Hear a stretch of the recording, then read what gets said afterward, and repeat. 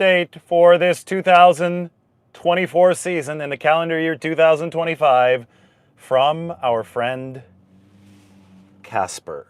There's nobody driving. He's invisible. Casper's driving.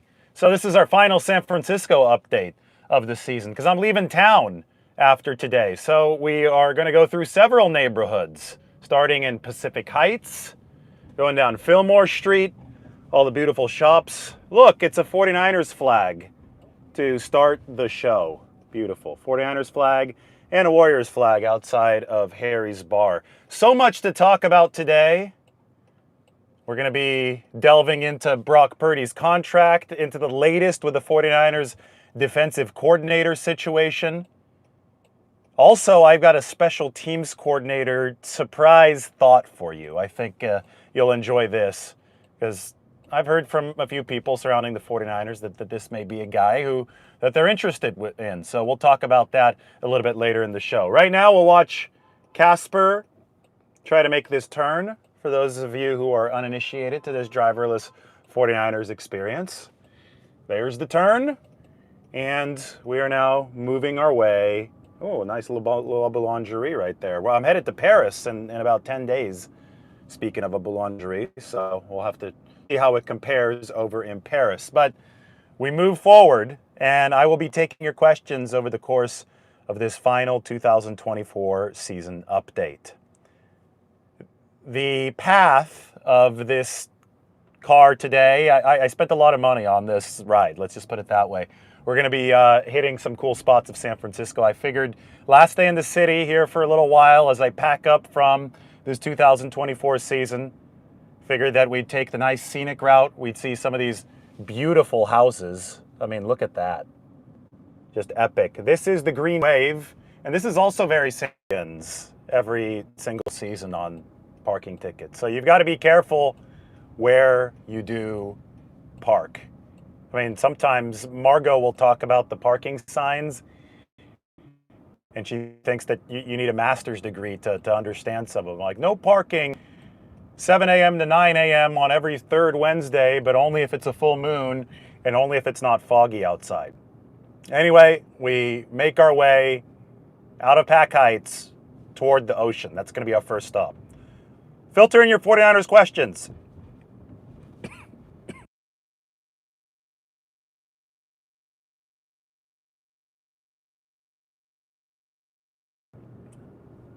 As your questions come in, my update will continue. We're working our way up the Green Wave. There is Pine Street and there is Bush Street. This is Pine. Moving up, we're going to go over by where all the trolley buses are parked, near Laurel Heights. Maybe see back to the city, depending on what our exact route is. Yes, I do think we're going to be able to see back to the city because we're going to be making the turn left here. So the trolley bus yard is right underneath us, and there you have downtown off in the distance. Unfortunately, the fence is in the way. All right, so the Brock Purdy contract projection is out. It's on the San Francisco Standard. So go ahead and check that out whenever you have a chance. I know I've been talking a lot about it over the course of the past 24 hours. Ever since it came out, it's gotten a lot of traction on the internet. I expected this, so I'm not acting like I'm mad about it, but this is par for the course. You have a lot of people aggregating the information I put out there, maybe not even reading the whole thing, probably not even reading the whole thing. And they are saying that, they just look at the $61 million over the length of the contract, the annual average value, the APY, and that's all that they're putting out there. And they're saying, oh, what do you think? $61 million over 5 years. That's David Lombardi's projection. Any thoughts on this? And it's like, guys, the reason I wrote a 1,500-word piece on this, the reason I gave you all the contract breakdown charts and all the statistical charts and the quotes from Kyle Shanahan, and the reason I watch all the tape on Brock Purdy and then try to translate it to the financial aspect of football is so we don't look at it as simplistically. Because if you look at it simplistically, then you're just going to get into a shouting match over 55 million or 58 million or 61 million that doesn't really mean anything. If you understand that the first 3 years of this contract, the cash flow that comes in at the start, where the guaranteed money is, if you understand that that's different from the back 2 years and then the void years later on, and you understand that restructures can happen down the road, and then you marry that with the 49ers salary cap situation, which I think I have explained in a lot of detail, then you can actually see that 60, 61 million, even 65 million, hell, even 70 million would fit within the 49ers cap structure because they're just surfing the salary cap wave. So a lot of these arguments, oh, if they pay Brock Purdy $60 million, they're going to be screwed financially. These arguments just don't make any sense because they're not tethered into the actual mathematical reality of what's going on. So please do read the piece. The 49ers, bottom line, the summary of things here is that yes, the 49ers have enough money to pay Brock Purdy a contract that would average over $60 million a year. Ready for your questions.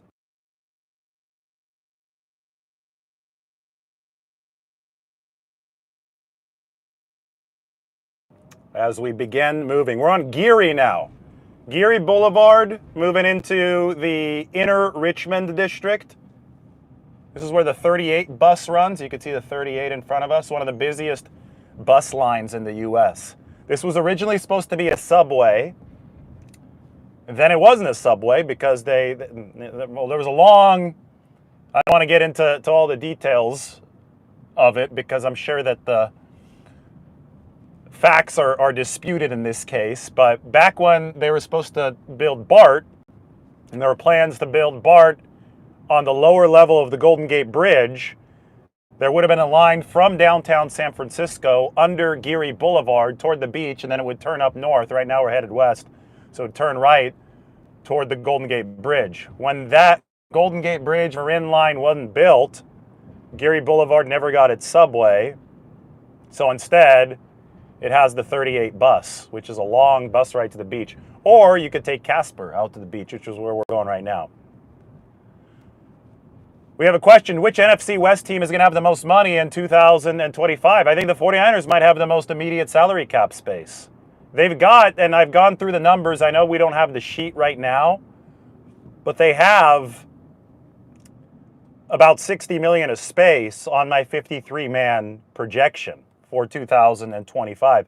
It's because of the carryover. Unused space carries over from season to season.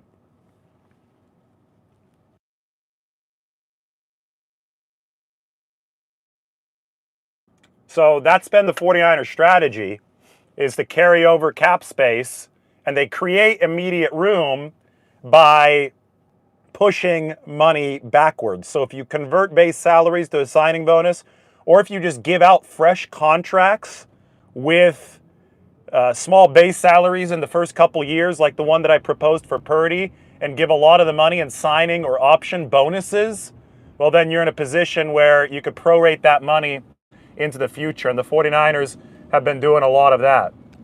Star of the Sea. We are now in the Richmond District. We're on 9th Avenue. We're near some of the best Asian food in the city. I really like B-Star, Burma Superstar. That's going to be a block to the right of us right here in the inner Richmond District on Clement Street. We're on Geary right now. We're going to go through Little Russia in San Francisco. You're going to say, well, actually, we're turning earlier, so probably not. I don't know why we're turning here. Sometimes Casper takes really strange routes. Almost wish we would have stayed on Geary, but I'm along for the ride today. Yeah, I guess a lot of people can't do the math, somebody was saying. All the talking heads just start with the 61 million. They don't look at my actual work because they can't do it themselves. And then they copy my work while also misrepresenting it. So it's a frustrating line of work to be in, but I don't care because I'm leading the 49ers discussion. I put out something and then two days later, sometimes 2 hours later, it becomes the main talking point. So I consider it a privilege. And you could trust me with the privilege that I have because at least the information I'm putting out is accurate. At least I watch the tape. At least I talk to people inside and outside of the building. And at least I have a grasp of 49ers history and league history. I think it's a really delicate situation because it's so complicated and it's also big business. So anybody who you know, is just parachuting in to talk about things they don't know the details about, it runs the risk of being really basic analysis or even irresponsible analysis. And I think that's what a lot of the aggregation of this Brock Purdy contract ends up being. It's people who don't understand the money, people who don't understand the market for quarterbacks, and then they end up just, either putting out drivel of their own or copying something I worked really hard on and oversimplifying it and making me sound like I don't know what I'm talking about, which I don't appreciate. But that's why I really appreciate you guys for coming onto the show here and listening to stuff from the source, because we can actually delve into the financial intricacy fair way instead of an oversimplified way. No, Purdy's not going to take $50 million, nor should he. I mean, a lot of this, Brock Purdy, I talked about this so much in the actual contract analysis. We're at Golden Gate Park, by the way. 49ers used to play in Golden Gate Park. Kezar Stadium is in one of the corners of Golden Gate Park. So this is Fulton Avenue. This is the avenue that borders the north end of Golden Gate Park. We're about to cross Park Presidio, which connects Golden Gate Park and the Presidio, and we'll have a closer look into the park. Fun fact for you, Golden Gate Park is larger than Central Park in New York.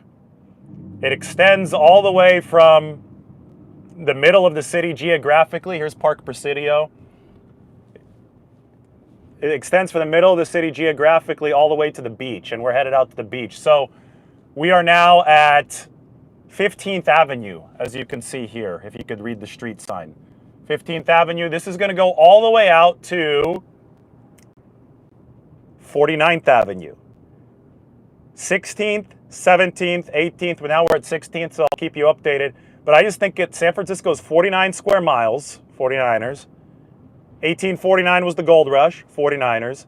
And the final avenue as you head out toward the beach is 49th Avenue. Although it's not called 49th Avenue, it's called La Playa, which means the beach in Spanish. And if you guys want to guess where I'm going, then you could type that into the comment section. But back to Brock Purdy. There's no reason for him to take an absurdly below market deal. Like, the 49ers can afford to keep a team together even if they pay him at the top of the market. It's a total myth to imply that they can't. That's just something that people say that haven't actually run the numbers. Look at the Philadelphia Eagles. They've paid Jalen Hurts damn near top of the market money.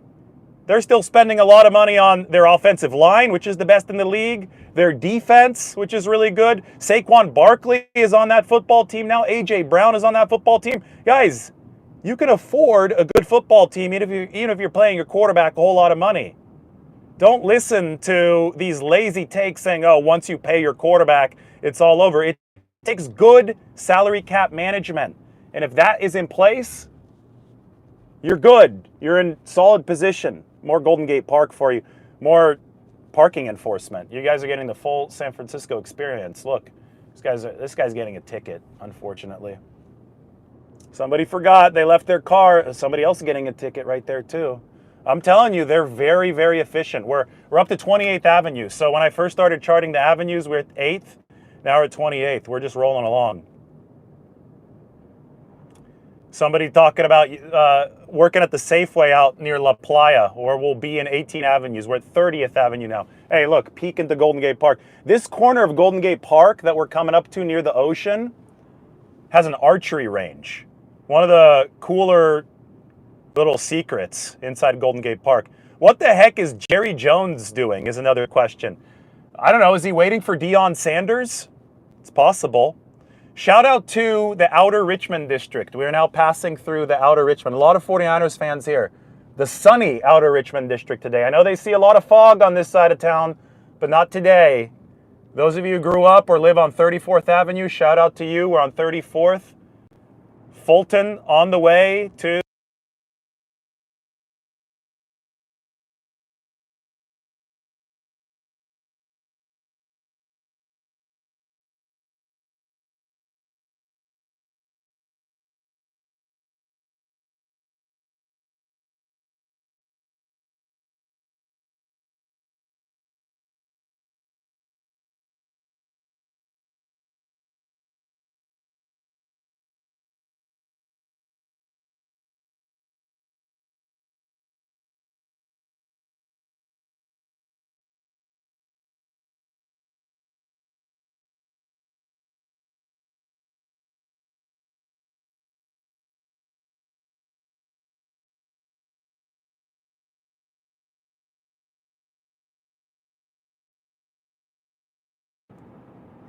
Oh, did I turn off my audio?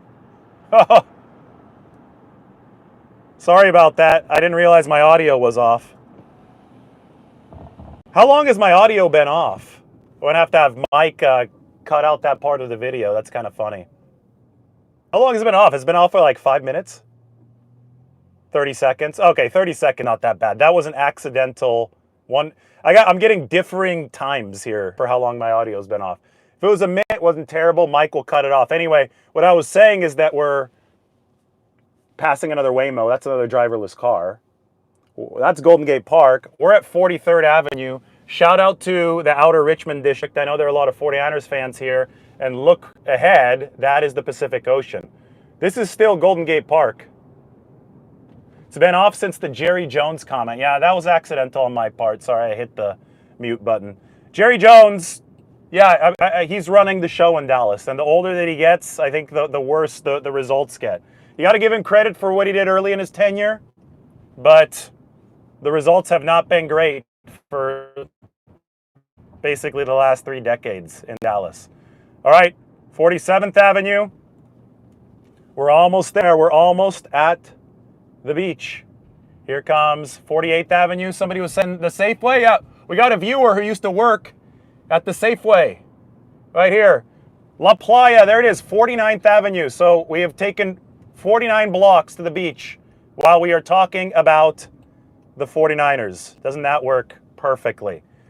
And it's a beautiful, beautiful day out here. We're going to be making the turn here in a second. We just have to wait for people to cross. This is the Great Highway. It borders the beach on the west side of San Francisco. Yeah, Safeway is a Bay Area company. People acting surprised there's Safeway here.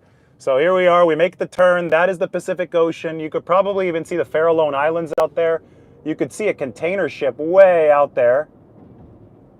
That's pretty cool. And then this up here is the Cliff House.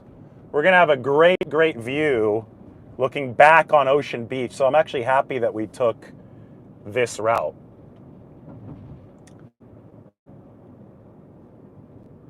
Can I make a video on possible extensions for the 49ers this offseason? Yes, I absolutely can. Let me tell you what, one of the players you asked about was George Kittle. You don't let superstars play on lame duck years. So Kittle's final year under contract coming up is this 2025. So the 49ers are going to try to get something done with George Kittle this season, so he doesn't have to play the lame duck contract year. That's why I was talking about this a couple months ago, and people were like, well, he's still under contract.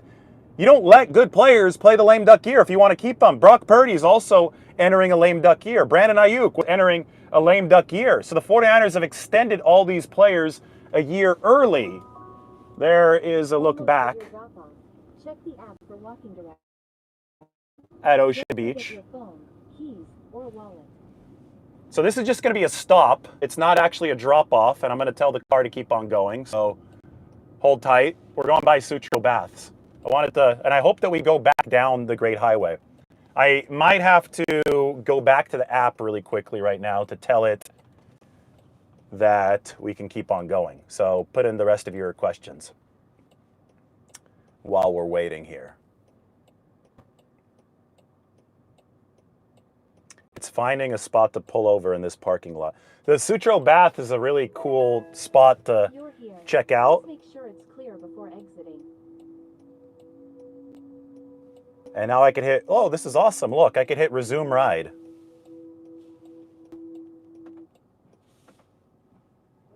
Sweet.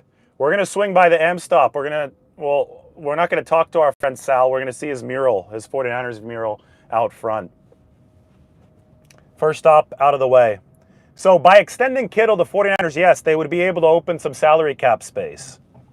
And that's the case with any player who's got some high base salary, which they typically do on later years of their deal. Oh my goodness, look at this. So there used to be a trolley that went all the way from downtown San Francisco, and it ended at this restaurant, which is closed right now. I hope something opens in this spot.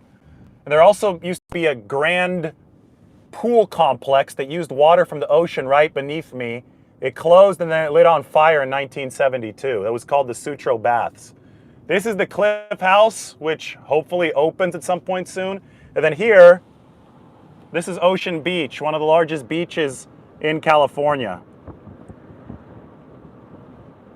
You can see all of Ocean Beach on this beautiful January day. So, yes, I chose this scenic route correctly. I'm really happy that the Waymo took us this way. Yes, the Dallas Cowboys have an interview of Robert Saleh. That's going to be happening on Saturday, so 2 days from now. So Saleh today interviewed with the Raiders, also interviewed with Jacksonville. There's some prior history with Robert Saleh and the Jacksonville Jaguars. He coached there before the 49ers. And Robert Saleh is also a candidate for the Dallas job. The job, I think he's their favorite, but I don't know if they're going to be able to actually get Robert Saleh. That's the big question, because he does seem to be a fairly popular name at the very least in the head coaching carousel. We're now on the Great Highway, which a lot of it's going to be closing off to the public. So I want to give you one last look at the Great Highway. It'll be the last time that we can do a show on the Great Highway. It divides the line between Golden Gate Park and the Pacific Ocean. We'll be turning off on Fulton now.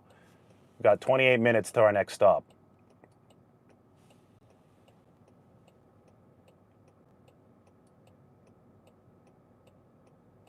People freaked out by the driverless car. We've been doing this for a while. I trust Casper at this point. You know, if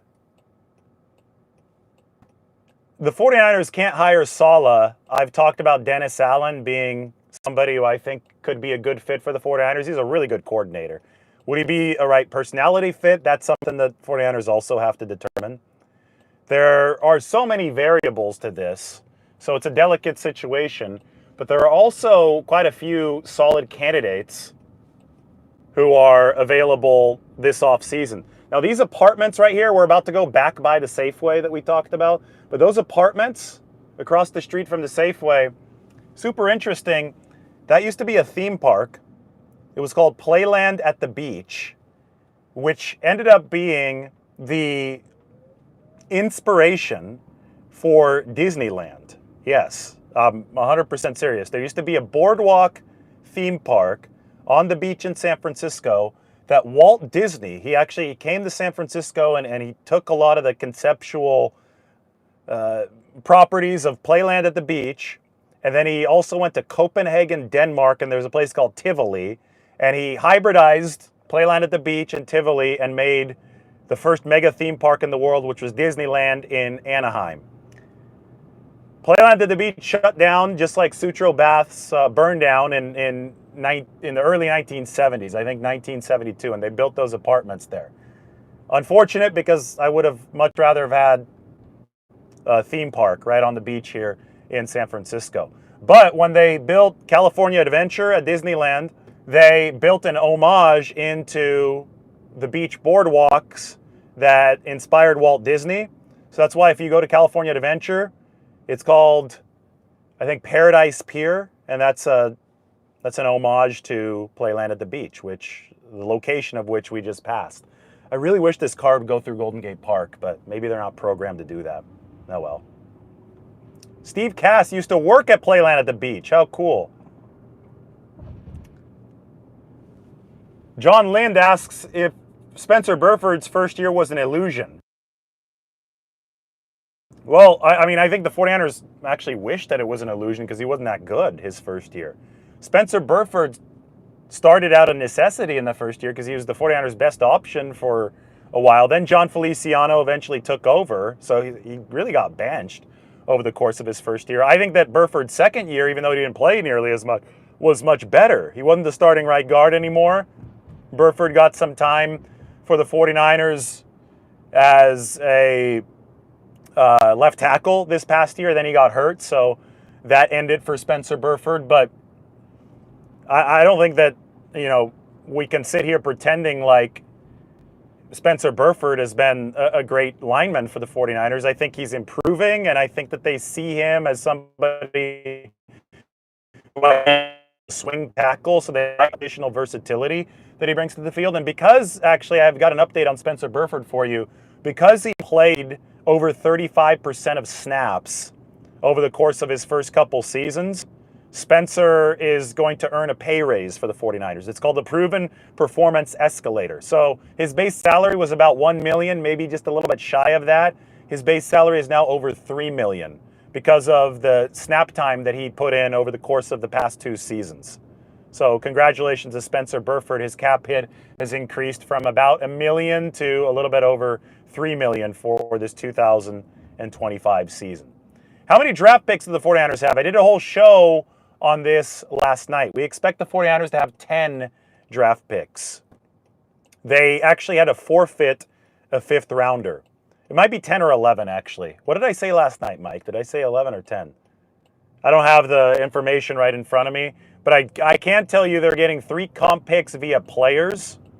So the Chase Young departure and the Sam Darnold departure will net the 49ers draft picks. They are getting 1 through the minority hiring incentive from the DeMeco Ryans hiring to Houston Texans head coaching job, and to Rand Carthon, who actually has already been fired from his GM post due to the power struggle atop of the Tennessee Titans. So that's 4 compensatory picks for the 49ers, including a 3rd rounder and 2 4th rounders. There's a 7th rounder for Ray McLeod. And then the 49ers have picks in every single round except for the 5th, because they had to forfeit the 5th due to an accounting error. So that is 10 picks total for the 49ers. 6 because they have 6 picks in 7 rounds plus 4 compensatory picks. We're rolling on Fulton. That's Golden Gate Park, looking lush, green and lush. Should the 49ers bring back Rand Carthon? They might. I mean, he did a really, really good job for the 49ers. Rose up the ranks through the scouting department. We'll see where Rand wants to live. He was over in Tennessee there for a couple years. Whoa, we get to go through Golden Gate Park. This is awesome. Maybe Casper was listening to me. Look at that. There's the turn into Golden Gate Park. You know, if the AI really works and Casper's been listening to us, then we're going to drive right by Kezar Stadium, the original home of the San Francisco 49ers, which still exists, and it's still in Golden Gate Park. I could talk a little bit about the stadium. I really hope that we do. I don't feel like I have any control over this, but maybe I do based upon what I'm talking about. So this is Golden Gate Park, larger than Central Park in New York. Absolutely spectacular on a sunny day. So spectacular that we have opened up the window. Somebody asked if Burford's potentially a guard starter. I think potentially, if he improves, he is. But I think that they look at him as a versatile offensive lineman. Somebody who can fill in as the swing tackle. That's what he played at Texas San Antonio. Or fill in at guard. I don't know if they see him as a center. I think they've got specialists for the center position. But the more depth you can have along the offensive line, the better equipped you're going to be to run the marathon of a season. You have to have at least 8 capable guys up there, and I think that they see Burford as one of those 8. He definitely played better this past season than when he was a full-time starter in 2023. So, Niner Faithful asks, do you see John Fossil getting an interview with the 49ers? I think that was my surprise. That's my thought. I think that John Fossil is somebody they need to try to get for special teams coordinator. He had Kavontae Turpin with the Cowboys, a little short guy, 5'6", really good returner, had that insane return. I think it was against Washington with the spin move, just shot out of a cannon. So Kavontae Turpin really made the Dallas return game explosive. I know they also had a good kicking game, but their coverage was solid as well. John Fossil is well regarded around the league, comes from a coaching pedigree family, and I think the 49ers need to leave no stone unturned. Look, here's a Highway 1 sign. The reason I show that, you guys see that? The Highway 1 sign, we're on 19th Avenue. The reason I show the Highway 1 sign is because they're exceedingly rare now on roads. Their market value is worth over $1,000. Like if they're resold on the black market, you can look it up online. And there's a big issue, since that's the most iconic highway sign in the world. There's a big issue with them getting stolen off of remote parts of Highway 1. And because of that, if you're on a remote part of Highway 1 and you're looking for the Highway 1 sign, you won't actually find it. But I think that it's less of an issue here on 19th Avenue because there's so many cars passing at all times of the day, so less chances of theft. But that's your first 49er show ever, I bet, live show, especially with a Highway 1 sign in it. I think that's cool. Now everybody's going to steal the signs. Hey, don't blame me. I don't want to be held responsible. I did not encourage anyone to steal a Highway 1 sign, for the record. Somebody's talking about the center position. I think that's the very key for the 49ers offensive line. Obviously, you can't spend on all pros, nor will all pros be available at every single position. But you can spend on the positions that are going to exponentially, or maybe not exponentially, that are going to improve the other spots in an outsized fashion. And I think with the 49ers, the center position is one such spot on the offensive line. It might be the such spot on the offensive line because you have to realize that Kyle Shanahan puts a lot cerebrally on the center. So he has to identify the defensive front and has to set the protection. The way that Shanahan has explained it, and Steve Young has endorsed this before, and this was huge for Steve Young in '94 when they last won a Super Bowl. 49ers signed his college friend Bart Oates. He was a free agent. He had been with the New York Giants, but Oates played at BYU, just like Steve Young. Young was able to fully focus on his duties as a quarterback when he had the center there to set the protections and to identify the safety rotations. And these are all really, really difficult things, but they help the offensive scheme click the way that it should. So there's a reason why Kyle Shanahan has had his best seasons offensively with a really good center at the helm. Alex Mack, Western Richburg, Jake Brendel in 2022 played a really good center for the 49ers. Unfortunately, Brendel has since regressed. And the problem with trying to get a rookie center is that they're not going to be ready their rookie year to execute in the Shanahan system. I think that would be very, very unlikely for that to happen. Oh my God, look, it's a French high school, the French School of San Francisco. That's a translation. So it's funny because Margot and I are going to Paris in a few days for just a couple days.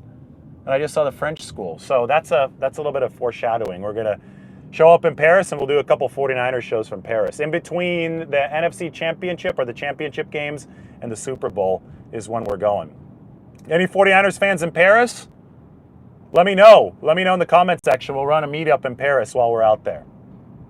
That would actually be super fun. If there are 49ers fans in Paris, we are absolutely doing that at the end of the month.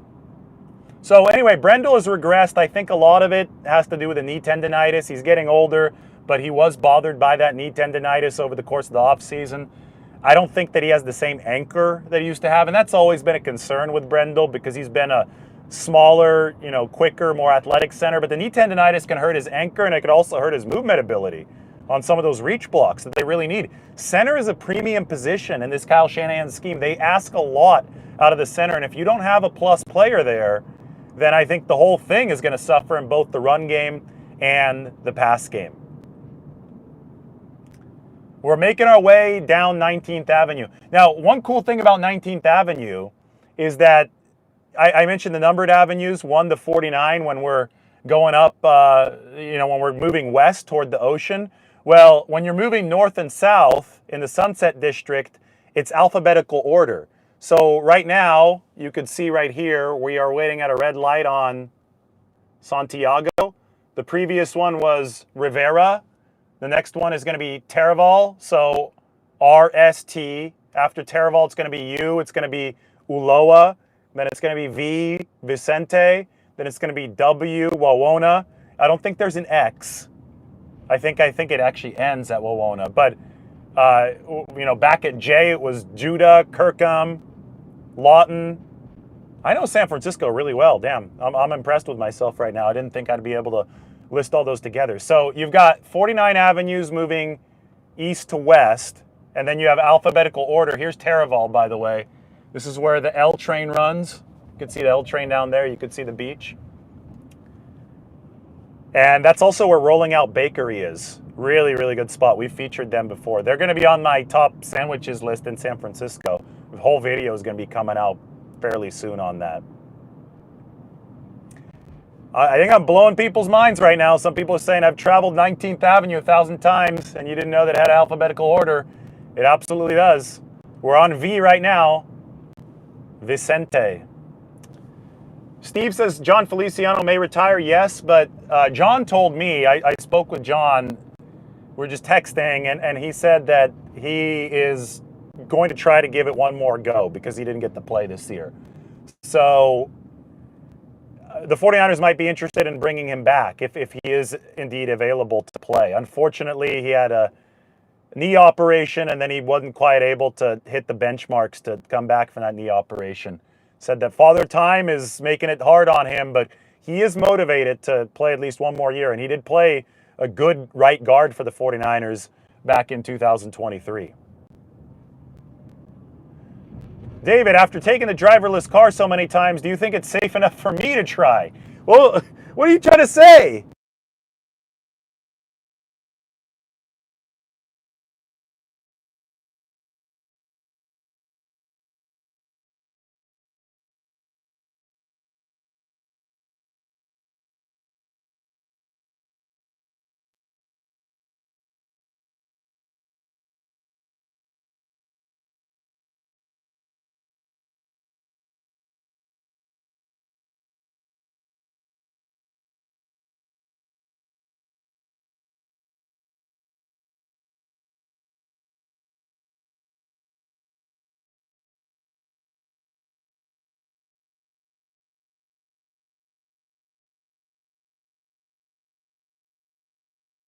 Oh my God, did I mute myself again? Gosh. How long was it muted? I wasn't ripping the questioner. I was actually, I was having fun with that one. 2 minutes, oh gosh. I noticed every time the view count starts going down a little bit, I'm like, why are people tuning out? And then I look at the comment section and I see, oh, we don't hear anything. And it's because I accidentally hit the mute button.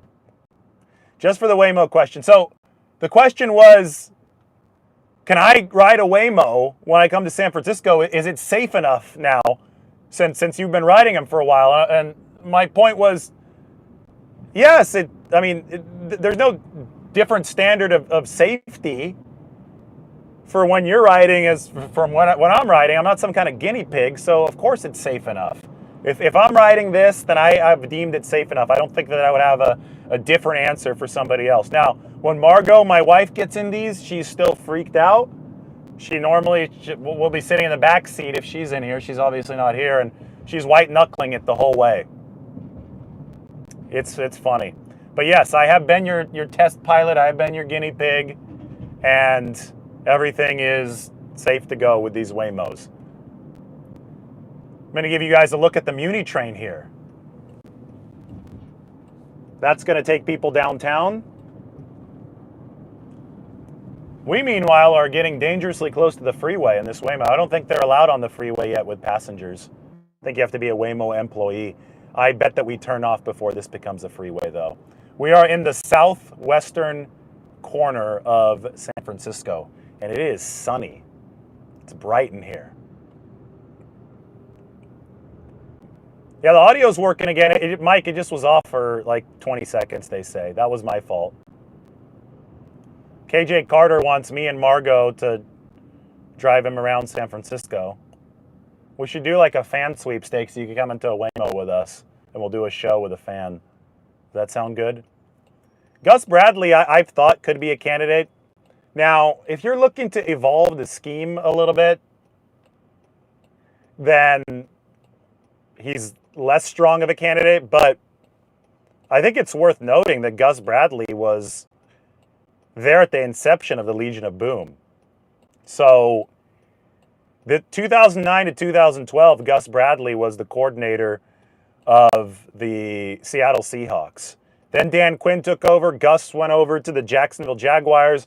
Robert Saleh followed him in 2014. And Saleh was the linebackers coach. So that style of defense really proliferated around the NFL. And the 49ers adopted it with Saleh in 2017. So if you're going to talk about Saleh, you should probably talk about Gus Bradley. I think that's a good question. Robert Saleh has interviewed with the 49ers. There was a question about him. And now we're just waiting. This is the closest we're ever going to get to freeway driving, I think. Again, if we don't exit right here, I think we're getting like on a freeway. Yeah, we're exiting though. I mean, driverless car on a freeway, nobody's ever done this kind of video yet. This is exclusive content, guys. But look, we're exiting. A sharp turn too. That's impressive. Good job. Casper is on out today, I have to say. It's been a good afternoon for Casper. 41 minutes into this ride.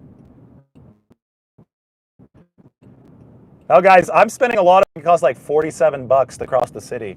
So I did see that there was a super chat that came in. I'm like, thank you. You're helping fund this crisscrossing of the city. I appreciate you very much. This is the last one of the season. I'm leaving San Francisco after today, flying out at 11 o'clock tomorrow. So wanted to give you guys one last grand tour of San Francisco. I believe this is called Brotherhood Way. It is Brotherhood Way. We are in the southwestern corner of the city. Wanted to talk about Saleh, talk about Brock Purdy, the money that was earlier in the show, answer your questions. So I really appreciate everybody for your support. It's been really fun to do these in a creative fashion over the course of this season. Jim Schwartz, people asking about him. Yes, he's under contract. He is employed by the Cleveland Browns. Jim Schwartz likes to run the wide nine, which is why I think that he's been a popular name when people talk about 49ers potential candidates. But if you're under contract with another team, kind of like Jeff Ulbrich was last year, the 49ers would need to request permission to interview him for a lateral move, and the Cleveland Browns would have very little reason to give that permission.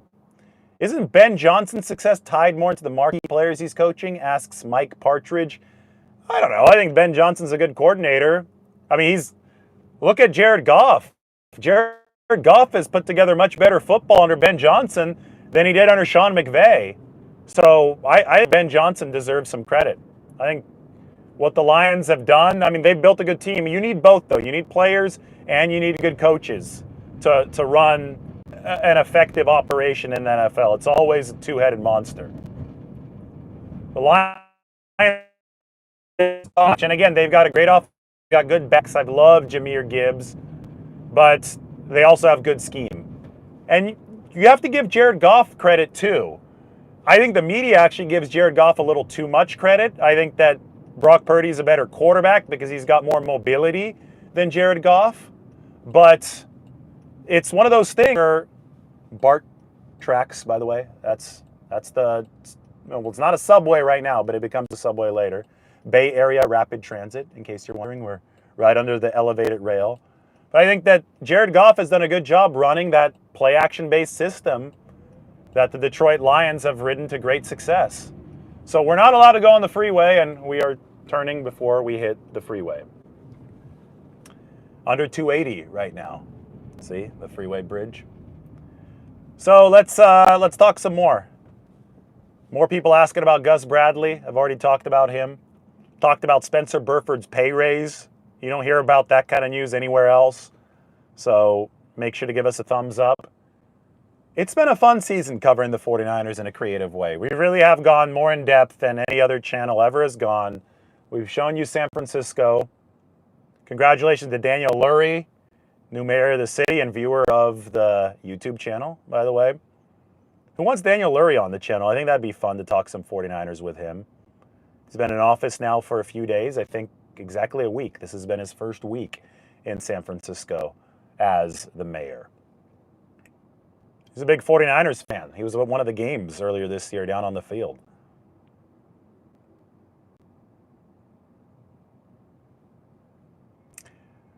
It's kind of a dead period here for questions. Waiting for a few more. We're going to be at our next stop here in 2 minutes.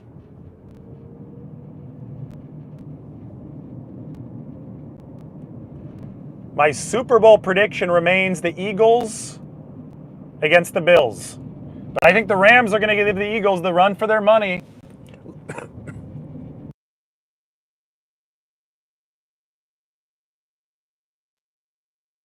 So now you could look at the outer neighborhoods here in San Francisco. See the houses dotting the hills? Always thought this was one of the cooler views. This is called the Ocean View neighborhood because the ocean is behind us.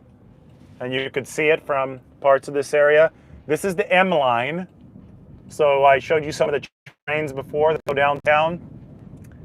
This is one of them, and coming up on the great M-Stop sandwich shop that has the mural, which I want to show you. So we got to be ready for this because we're just going to be passing it really quickly. But there it is. Oh, perfect. Look, we got the train coming in. That's the M line. There's the M-Stop. And there is Joe Montana driving the train. Steph Curry shooting the basket. There's Barry Bonds. And Jerry Rice rides the train. I don't think that could have worked out any better. That's Sal's sandwich stop, the M stop. There's an actual M train going by Sal's place as well. You're here. Please make sure it's clear before exiting.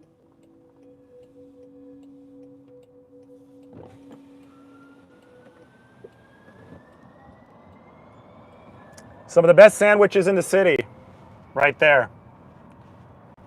We've got one more stop, and then this show's going to end.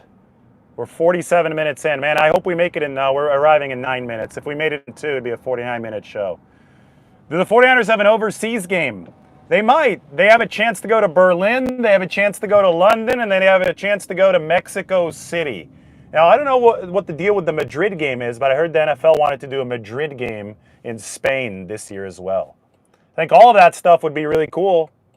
Berlin would be awesome. I showed you guys a piece of the Berlin Wall. I helped take down the Berlin Wall when I was 2 years old. There's a photo of me. And I have a piece of the Berlin Wall that I showed on the show yesterday back at home. And, you know, when the 49ers played there in 91, they played against the Chicago Bears. Oh, look at this. Oh, this is cool. Now we're just in Balboa Park. This is very neighborhoody San Francisco. Look at that view of the city. You could see all the way back downtown from here.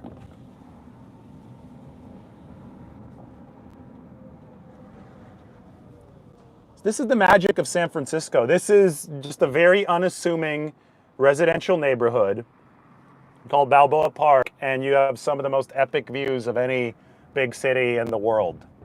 I'm going to be able to take the train. I'll take BART, which I just showed you, back to the Mission after I eat.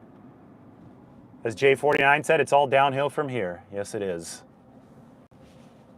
So anyway, they played the Bears in Berlin in 91. Jim Harbaugh was the quarterback of the Bears, the future 49ers coach. Jerry Rice all on the 49ers. You just saw Joe Montana and Jerry Rice on the wall, on the mural of the M-Stop, riding the M train. And 49ers won. Who cares? That was a preseason game. But it was the first game after the Berlin Wall had been totally destructed in Berlin. Really cool, right? They opened things up to Eastern Europe, and 49ers and the Bears did a preseason game there. So how neat would it be for the 49ers to go back to Berlin and play a regular season game? Yes, I will still be reporting on the 49ers. Let's not get that confused. This is just the last update of the season. Any more questions? We got 6 minutes. We're near the Balboa Park BART station right now, where I'll be riding the train a little bit later after I get my sandwich. But I wanted to make sure that you guys saw like a wide swath of city neighborhoods. As you saw at the M-Stop with that mural outside, Sal over at the M-Stop, he's a huge 49ers fan. I think some of the people that run these businesses in these real parts of San Francisco, I mean, this is not transplant San Francisco. This is authentic San Francisco. They're massive 49ers fans. They deserve your support. And they also have some of the best sandwiches in the world and some of the best food in the world. So the M-Stop is the one place that we passed. I'm checking out a new place called Ocean Subs. That's where the ride is taking me right now. Now, this is cool. This is the Muni light rail yard. And they have all these old school trolleys. This is where their garage is. Trolleys that are painted colors from different cities around the world. So we might actually see a lot of them parked at once.